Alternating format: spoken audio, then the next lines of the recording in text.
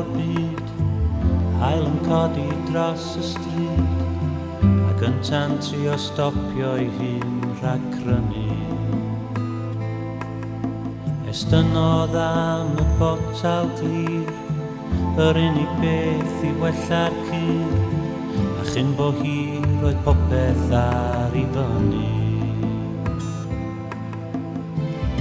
Yn sŵn y tonau a'r gwyn,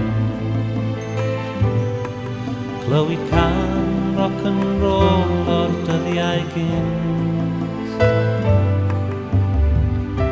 ac ar y gorwel peth roedd na ddau o ddigon hen i wybod yn well, yn dawnsio ar y dibyn yn y mellt a glaw, dawnsio ar y dibyn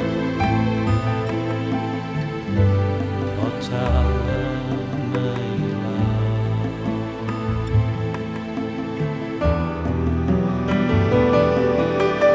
Cosodd y hyder, cosodd ffydd, cosodd ffrindiau un bob dydd, cododd gwylydd arno'i hun ac arni hitha.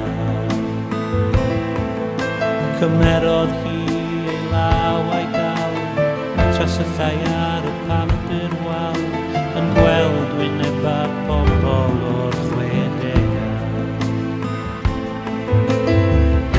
Yn sŵn y tonau a'r gwyn, clywed can rock and roll o'r dyddiau gynt, ac ar